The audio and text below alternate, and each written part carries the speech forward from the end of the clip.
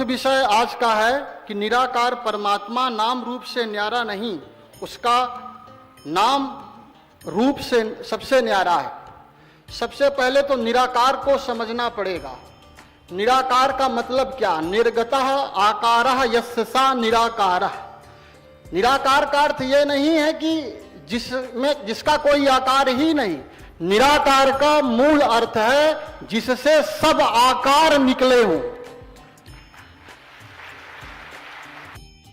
अभी एक बार जब हम ब्रह्मा कुमारी आश्रम आए तो एक 20 साल की बच्ची थी, उसने हमसे प्रश्न किया कि हम नहीं मानते कि भगवान है। पहले हम जानते नहीं थे कि ये ब्रह्मा कुमारी आश्रम से है, तो उसने बड़ा अजीब तरह से प्रश्न किया घुमा करके। वो हमसे सत्य पूछना चाहती थी। उसने कहा कि हम नहीं मानते भगवान है।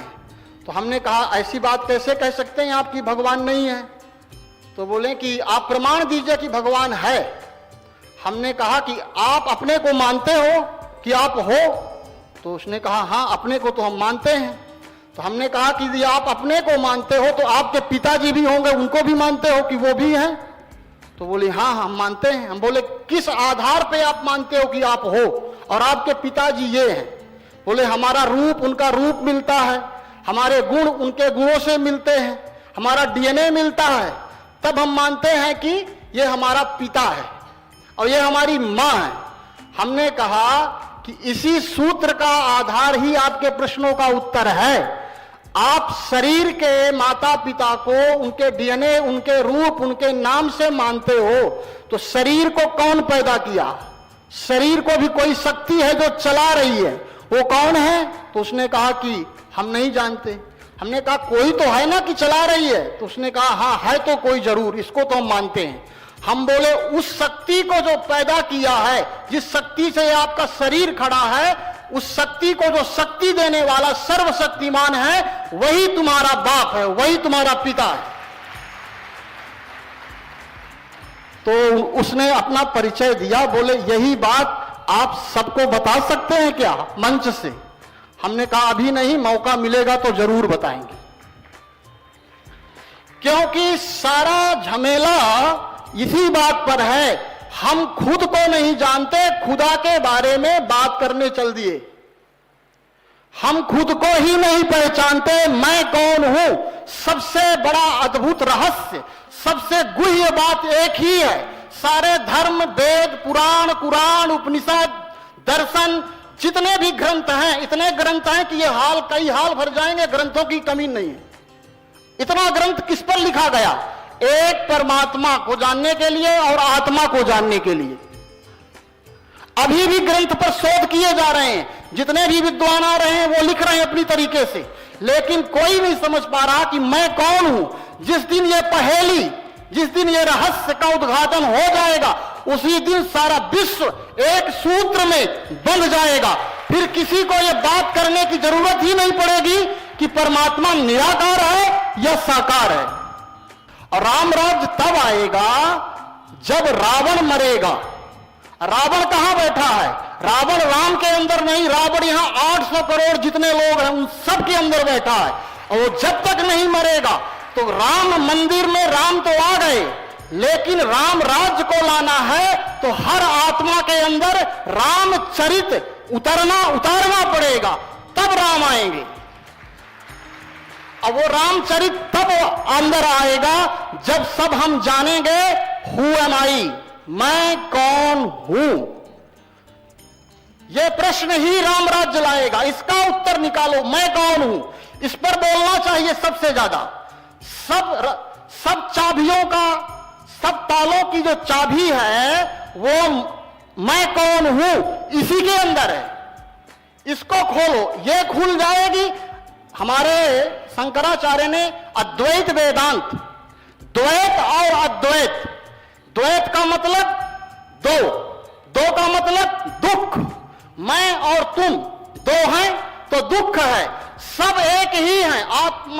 आत्मना सर्वभूतेषु, चाहे वो हिंदू हो, मुस्लिम हो, सिख हो, ईसाई हो, ब्राह्मण हो, क्षत्रिय हो, वैश्य हो, शूद्र हो, अमीर हो, गरीब हो, जब तक सबके ऊपर समदृष्टि नहीं आएगी तब तक राम राज्य की परिकल्पना कितनी संगोष्ठी करो, कितना भी बोलो, संभव नहीं है, नहीं है, नहीं है।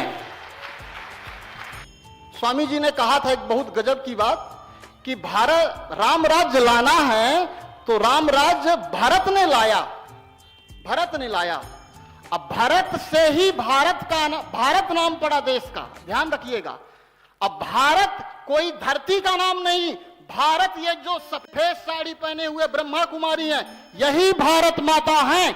जब तक ये नहीं आएंगी, अपना कार्य नहीं करेंगी, तब तक भारत में राम राज्य की परिकल्पना नहीं हो सकती। और इन्हीं को परमात्मा ने निमित्त बनाया, इन्हीं को यह कार्य सौंपा है। यही महिषासुर मर्दनी है, रावण को ढूंढ ढूंढ करके मारेंगी। अभी तक हमने देखा है ब्रह्मा कुमारी आश्रम की जो बहनें हैं, हमने तमाम साधु संतों को 3000 संप्रदाय हैं। हम तो ये कहते हैं कि ब्रह्मा कुमारी को संप्रदाय ना कहें, संप्रदाय शब्द इसके लिए छोटा पड़ेगा, क्योंकि जिसकी रचना स्वयं परमात्मा ने की हो, जिसका फाउंडेशन, जिसका क्रिएटर, डायरेक्टर स्वयं परमपिता परमात्मा, वो छोटी मोटी संस्था थोड़ी अपनाएगा। बड़ी बात समझने की है। तो हमने ब्रह्मा कुमारी बहनों को देखा कि वो गली गली जाती हैं, गली गली से लोग नहीं निकलते तो घर में घुस जाती हैं। ऐसी हिम्मत किसी संस्था के, किसी संप्रदाय के, किसी धर्म के लोगों में हमने आज तक नहीं देखी। इतनी हिम्मत, और हिम्मत देने वाला कौन है? स्वयं महाकाल सर्वशक्तिमान, उसी के बल पर यह किसी से नहीं डरती। ऐसी मात्र शक्ति भारत माता को हमारा कोटि कोटि अभिनंदन, सत सत प्रणाम है। तो परमात्मा अपना कार्य करा रहा है और एक अंगुली से कोई चीज उठाई नहीं जा सकती। मुट्ठी बंद होगी तभी कोई चीज उठाई जा सकती है। और हम सब जब एक होंगे, और एक मत तभी होंगे जब हम अपने को ये छोड़ दें कि हम किस जाति के हैं, किस धर्म के हैं, किस संप्रदाय के हैं। एक संकल्प होगा तभी एक परिवार होगा। वसुधैव कुटुंबकम की जो परिकल्पना हमारे महात्मा गांधी और हमारे परमपिता परमात्मा शिव बाबा ने, गीता ज्ञानदाता परमात्मा ने जो वसुधैव कुटुंबकम की परिकल्पना की है, वो तभी साकार होगी जब आत्मवत् सर्वभूतेषु, यही मंत्र है, महामंत्र है। इससे बड़ा कोई मंत्र नहीं। जब तक हम सब, वस्त्र हमारे अलग हो सकते हैं, विचार हमारे अलग हो सकते हैं, घर हमारा अलग हो सकता है, लेकिन हमारा बाप, हमारा जन्म देने वाला पिता, वो दो नहीं हो सकता। वो एक है, एक था, एक ही रहेगा। उस एक को सिद्ध नहीं करना, सिद्ध करना है खुद को। अभी किसी ने कहा परमात्मा दिखता नहीं, हमने कहा उसके इतने हाथ, जो यही तो हैं हाथ जो दिख रहे हैं। कैसे है? आपको देखो, आंख खोलो, अच्छे से देखो, वही है। शिव ही शक्ति के रूप में उतार लिया और वो अपने शक्ति के रूप में काम कर रहा है। जिसे अपनी आत्मा दिखाई दे गई, उसको उसकी शक्ति स्पष्ट दिखाई देगी। हमें चारों तरफ उसकी भुजाएं ही दिखाई दे रही हैं। वही है, वही इस कार्यक्रम में यहाँ पर सबसे बड़ी अध्यक्षता कर रहा है। नहीं दिखता है तो उसमें हमारी आंखों का दोष है। I am sorry. हम तमाम अपने साधु संत महात्माओं का, अपने गुरुजनों का, अपने महापुरुषों को ये विनम्र निवेदन करते हैं कि जो बात यहाँ हमने अनुभव की है, ये सभी अपने शिष्यों को, अपने फॉलोवर्सों को बताना होगा कि आत्मवत् सर्वभूतेषु, परमात्मा आ चुका है। नहीं दिखता है तो थोड़ा सा देखने की कोशिश करें। ये बाहर के अंतर्मुखी हो, बाहर मुखी से वही दिखेगा, उसके अलावा कोई दिख ही नहीं सकता।